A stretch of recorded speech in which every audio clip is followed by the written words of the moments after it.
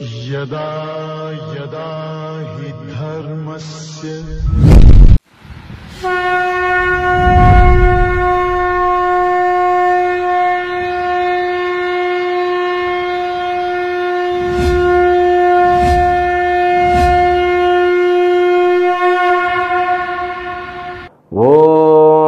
ब्रह्मादिभ्यो ब्रह्म विद्या संप्रदाय कर्तृभ्यो वंशऋषभ्यो महद्भ्यो नमो गुरुभ्यः सर्वोपप्लवरहित प्रज्ञान घन प्रत्यगर्थो ब्रह्माहमस्मि सोहमस्मि ब्रह्माहमस्मि। ओम प्रपन्नपारिजाताय तोत्रवेत्रैकपाणये ज्ञानमुद्राय कृष्णाय गीतामृतदुहे नमः। May the Almighty Shri Lord Venkateshwara bestow all kinds of prosperity, health, wealth and eternal happiness with Paripurna Lakshmi Katakshams to you and the entire your family and friends. Let us begin Bhagavad Gita, verse number 31 of 13th chapter. Shri Bhagavan Uvacha अनादित्वान् निर्गुणत्वात् परमात्मायम् अव्ययः शरीरस्थोऽपि कौन्तेय न करोति न लिप्यते. With the last words, Bhagavan had completed 4 kinds of benefits when we realize the Atma Jnana. By the realizations, we become what? We become like Brahmajnaha, who is also known as Jivan Muktaha. The person who is liberated, the liberation is experienced in this body alone. That's what Jivan Avasthayam Eva Muktaha. So this is beyond our imagination. What I mean to say, the benefit which are described by the last four slokas, they are beyond our imagination, because the benefits which are praised in our worldly materialistic mind, they are to get something to enjoy, to experience enjoy of something. If I want to get a crore rupee of money, so once I have the money, so the money won't bring enjoyment, but mind feels a kind of satisfaction, and that satisfaction is leading to something with the expectations. If I have the money, I can have my own place, my own house, my own factory or work or something. So this satisfaction which is leading to some other desires, seeking something else. Now satisfaction which we get something by achieving worldly materials, they are temporary, they lead to one more seeking something else, seeking for something else. That's what Bhagavan says. All those ends and means are limited. The means are nothing but in the form of karma. Then ends which are nothing but the product of karma. Now the means and ends which are nothing but karma swarupa won't provide complete satisfaction. This is a big lesson is given by Vedanta. Now our perception only endowed with limited way. Our expectations, you see, you go through all mind, or the people who are familiar with you, you think about their desires, their life, their motto, you just analyze about their past 25 years. Whatever they would have achieved, all those achievements had given some kind of satisfaction to them. But were they completely satisfied after achieving whatever they wanted to achieve? No. The life led them for furthermore achievements. Nothing wrong with that. Even a Brahmajnani, he will be changing his what is that, achievements. I mean, he will also fix the goal, he will also go for another goals after attaining one thing. If a person, a Brahmajnani, so usually Brahmajnani means we cannot give any physical superficial definition. The definition must be given from the Vedantic text. Whatever the explanations that we get from Vedantic text about a Jnani, they proclaim very solidly, so Brahma Jnani, who is out of all these karma aspects. That's what is given here. Na karoti, na lipyate. He never does, he is never affected by the karma. That's all. Those two words, they are like, last portion of a sentence. Na lipyate. He is not affected by what? By karma. Why? That's what the answer is given in the first line. Why? Because he has realized what is to be realized. Now, we have very less people among us. We have people who are having normal expectations. You are considered as a normal person. How a psychiatric confirms whether the person is normal or abnormal? What are the norms for it? Is there any norms for it? Yes, they do have a certain kind of norms. All those norms are based on outcoming the expression or the work, means action of that particular person who has come as a patient. Now only outcoming is taken into the account. If a Brahmajnani is sent to that psychiatrist, what will he say? He won't find any different, but he will also be attracted to that soul. Because the person who is knower of Brahman is very clear about Vyavaharika life. At the same time, very clear about the base of Vyavaharika life. What is the base of Vyavaharika life? Mayaji, who is sitting in every Sharira in the form of avidya, individual ignorance. Now, when a Brahmajnani comes in front of a psychiatric, so that person's ignorance is removed. Somehow it goes away. That's what happens.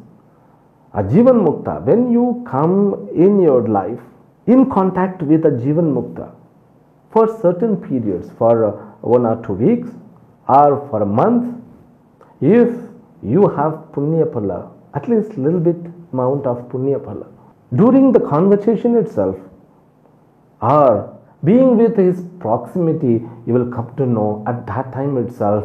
So you are relieved. When people used to go to see Ramana Maharshi with lots of questions, so when they reach in front of Ramana Maharshi, that's all.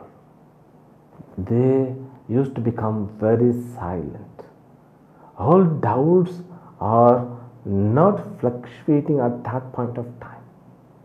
The presence of a Jnani, presence of a Brahmajnani, a presence of a Jivan Mukta. Jivan Mukta means what? The person who is liberated, but he still continues to be a Jiva.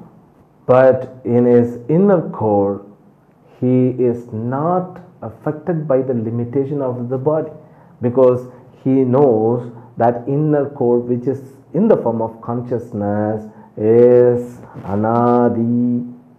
It is beginningless. Therefore, he won't say, I am born, I am going to die. He won't have that attitude. At the same time, okay, I am not born, means that Brahman is not born. Maybe, Brahman is experienced with this body. The body has got its own nature. May that Brahman is affected by the nature? No. He is very clear about it. The Brahman, the consciousness which is experienced in the form of Atma, individual consciousness, is not affected by the nature of, means characteristic of the body, attributes of body. And Avjayaha, that which is in the form of I is changeless, Avyayaha, and Paramatma. I am Paramatma, Avyayaha is very confirmed. I am Atma Brahma. This Atma which is experienced by me in the form of I is Paramatma, Brahman alone. He is very firm and clear with that. Therefore, being in the Sharira, though the Brahman seems to be having connected with this body, mind and sense complex which are limited, but that Vastu is unlimited. It remains unlimited forever. Therefore, we saw the example of dream world and the world of waking state. In both places, you need to be woken up. So when we wake up from a dream world, okay, immediately we came to know the reality of the dream world. I mean, we come to know the false reality of the dream world, isn't it? We are relieved. That is one kind of waking up. Waking up from what? From the dream. Now another waking up through the help of Shastra and Guru, waking up from the ignorance. We have to wake up from the ignorance. So this wake up, I mean, when we wake up from the ignorance, the world will continue. It won't disappear. It won't disappear. That's what the big difference between the example which was given as the dream world. Dream world, once I realize it's a dream, the dream goes from us. But when I realize this world is similar like a dream world, but the world may continue, I get the benefit of the realizations. This world also similar to the dream world, false. False means which is endowed with false reality. That's what he says. Sharirasthahapi. So even though he is in the body, but he is a soul who has woken up. So Uttithata Jagrata Prapya Varan Nibodhata. That's what Shastra says. So wake up, arise, awake, work, make effort till you get the moksha. That's what Vivekananda also told. The person who is completely awake, that person is known as Jivan Muktaha. That is what is explained in this word. Though he is endowed with the actions, he is endowed with all the vyavahara transaction of the world. He may get married, he may be with children, he may also work for them, but nothing will affect him. He knows very clearly about his Swarupa. He will establish himself in that Swarupa, then he will continue to be a normal person. He even doesn't want to show the glory of the Brahmajnanam to others. If his prarabdha is continuing, after even Brahmajnana, it will continue. So, because once it has started, it has to complete with it. He won't become a hurry for anything. He won't be restless for anything. He will be endowed with meditation, whether he gets or not. So, no gain, no loss will affect him. Na lipyate means it's a big word. He is not affected by anything that takes in this world.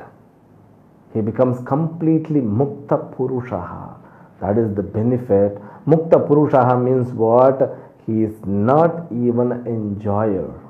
He enjoys the enjoyer by seeing him as a witness, Sakshi.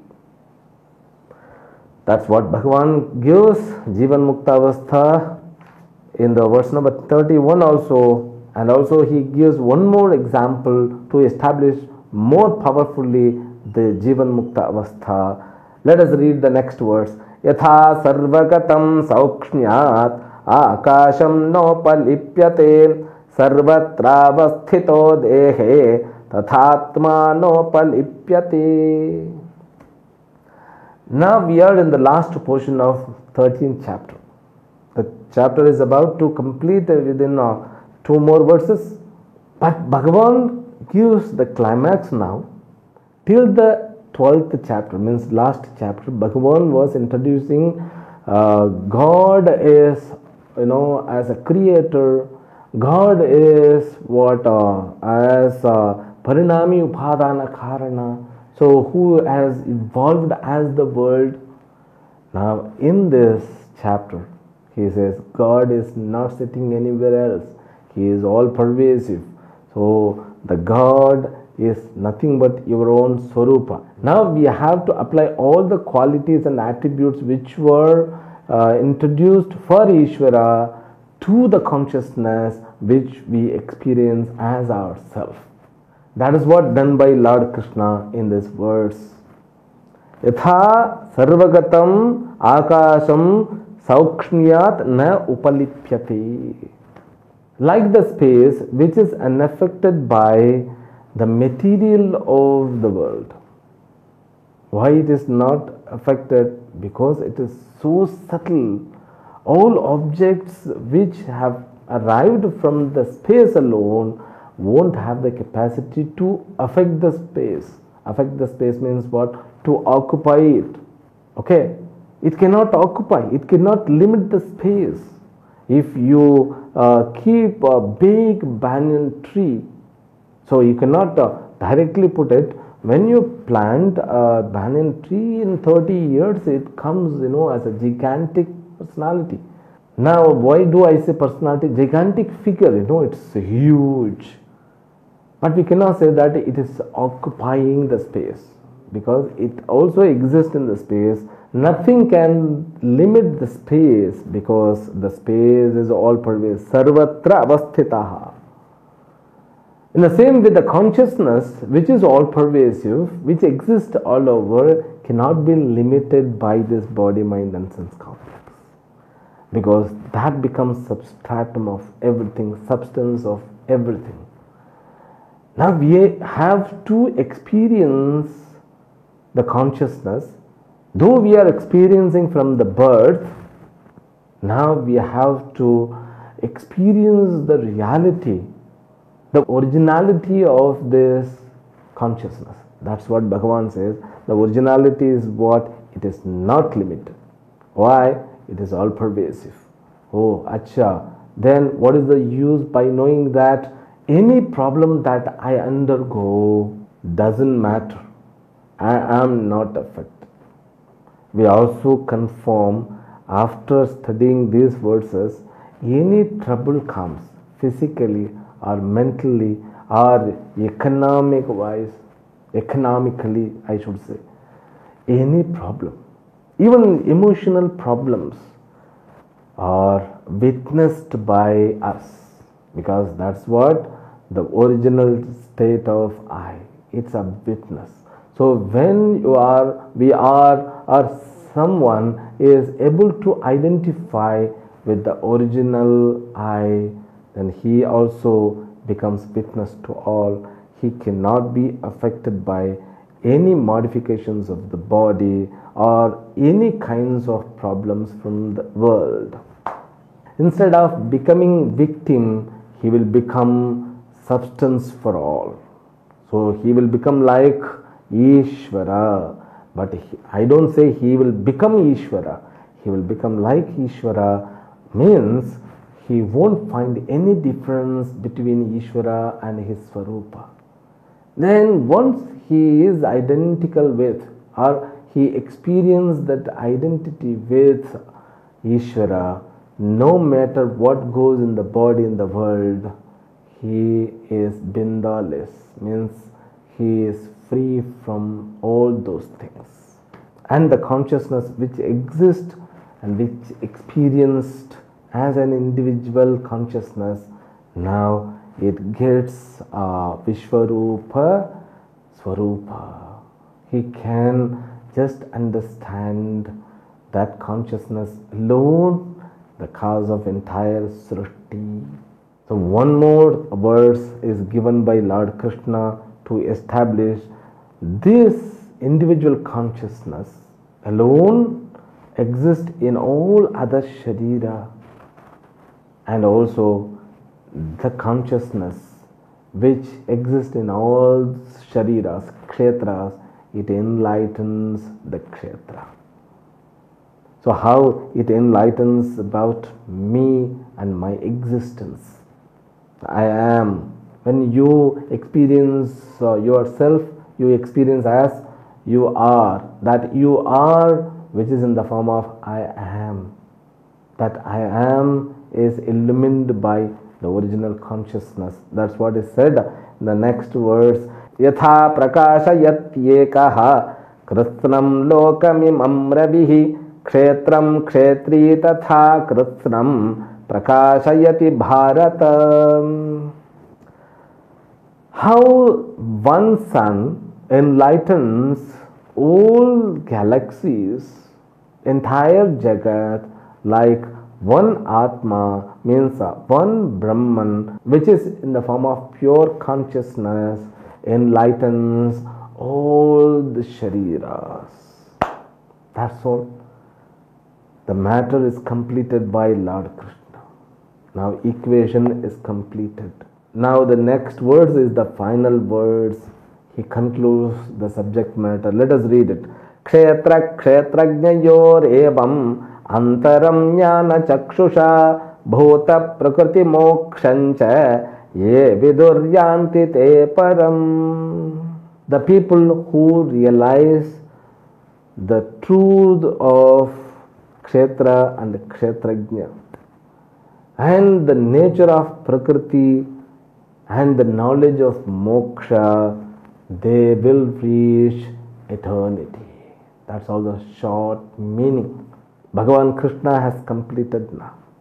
The last 4 verses, he just gave small examples for Jivan Mukta Avastha, the state of equation or the experience after realization of Atma Brahma Jnanam, Brahmatma Jnanam. That's what is known as knowledge of equation. After knowledge of equation or after the realization, what will be there? There will be only liberation. That's what is explained by these 4 verses. So we have completed 13th chapter, which is the most important chapter in the Bhagavad Gita. Let us conclude with the 4 lines, means ending lines, concluding lines. Iti Srimad Bhagavad Gitasu Upanishatsu Brahma Vidyayam Yoga Shastre Shri Krishna Arjuna Samvade Kshetra Kshetrajna Yogo Nama Trayodashodhyayaha. Om Tat Sat. We will continue the meaning of this in the next session. Harihi Om. Om Purnamadah Purnamidam Purnat Purnamudachyate Purnasya Purnamadaya Purnameva Vashishyate. Om Shanti Shanti Shanti. Harihi Om. Shri Gurubhyo Namaha. Harihi Om.